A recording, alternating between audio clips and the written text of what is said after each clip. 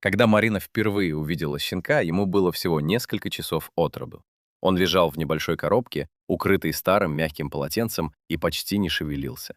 Маленькое белое тельце было покрыто редкими черными пятнышками, похожими на неровные яблочки.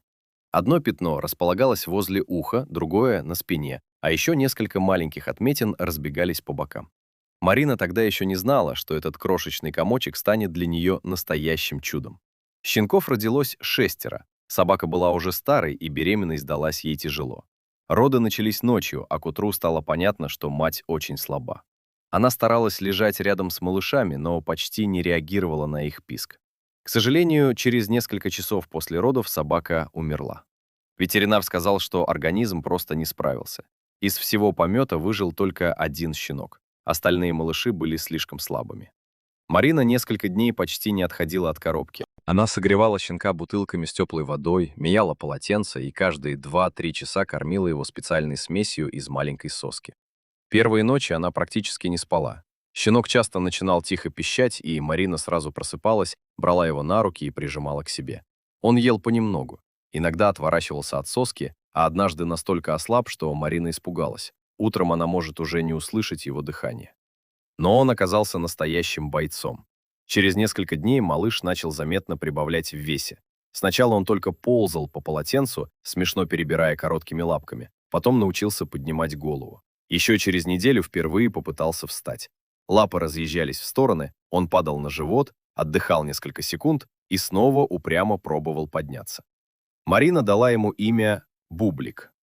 К 2 месяцам Бублик уже был совсем другим. Он превратился в крепкого, веселого щенка с любопытными глазами и невероятно мягкой белой шерстью. Черные пятнышки стали ярче, а то, что сначала казалось случайными отметинами, теперь выглядело настоящим узором. Особенно красивым было пятно возле уха. Из-за него Бублик всегда казался немного серьезным, хотя на самом деле он был ужасным непоседой. Он носился по дому, гонялся за собственным хвостом, прятал игрушки под диван и каждый раз встречал Марину так, будто она отсутствовала несколько месяцев. Но самым трогательным было другое. Бублик никогда не забывал о тех ночах, когда Марина кормила его из соски. Стоило ей сесть на диван и взять его на руки, как он устраивался у нее на груди, прижимался головой к шее и спокойно засыпал. Прошел год. Однажды Марина остановилась возле зеркала и увидела отражение. Рядом с ней стоял большой красивый пес. Белый, с черными пятнами, крепкий и счастливый. Трудно было поверить, что когда-то этот красавчик помещался в ее ладони и едва дышал. Марина погладила его по голове и улыбнулась. Она спасла его, потому что не могла поступить иначе.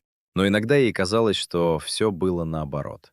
В тот самый момент, когда она выхаживала маленького сироту, Бублик тоже спасал ее от одиночества, усталости и отчаяния. Он остался один из всего помета. Зато теперь у него был целый мир, в котором его любили.